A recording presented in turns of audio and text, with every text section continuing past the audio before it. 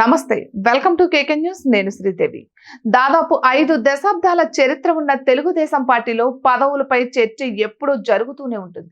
అధికారం ఉన్నా లేకపోయినా టీడీపీలో పదవులంటే హాట్ కేకుల్లో ఉంటాయి. ఇక అదే అధికారంలో ఉంటే ఆ ఒత్తిడి మరింత ఎక్కువగా ఉంటుంది.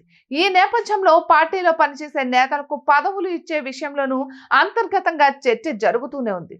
ఈ నేపథ్యంలో నిన్న పశ్చిమ గోదావరి జిల్లా ఉండిలో పర్యటించిన నారా లోకేష్ తన మనసులోని మాట బయటపెట్టారు. టీడీపీలో పదవుల పంపకాలపై చర్చ జరుగుతున్న వేళ నారా లోకేష్ ఆసక్తికర వ్యాఖ్యలు చేశారు. 2 సార్లు పదవిలో ఉన్న వ్యక్తి ఆ తర్వాత ఉన్నత పదవికైనా వెళ్ళాలి, లేదా ఒక విడత ఖాళీగా అయినా ఉండాలంటూ లోకేష్ వ్యాఖ్యానించారు. పార్టీ కోరుకుంటే కేంద్ర మంత్రి రామ్మోహన్ నాయుడు అయినా తానైనా పదవి తీసుకోకుండా సామాన్య కార్యకర్తలా పనిచేయాలంటూ లోకేష్ తేల్చి చెప్పేశారు. ఇక దీంతో లోకేష్ వ్యాఖ్యలు టీడీపీలో వరుసగా పదవుల కోసం పోటీ పడుతున్న నేతలకు షాక్ ఇచ్చాయి. అయితే తన వ్యూహం వెనుక ఉన్న కారణాన్ని కూడా లోకేష్ వెల్లడించారు. ఇలా టీడీపీలో వరుసగా 2 సార్లు పదవిలో ఉన్న నేత ప్రమోషన్ అయినా తీసుకోవాలి, లేదా ఒక విడత ఖాళీగా అయినా ఉండాలంటూ అనుకుంటున్న దానిపై అందరితో చర్చించి నిర్ణయం తీసుకుంటామని లోకేష్ చెప్పేశారు. దీనివల్ల క్షేత్రస్థాయిలో పనిచేసేవారు పోలిట్ బ్యూరో వరకు వచ్చే అవకాశం లభిస్తుందన్నారు.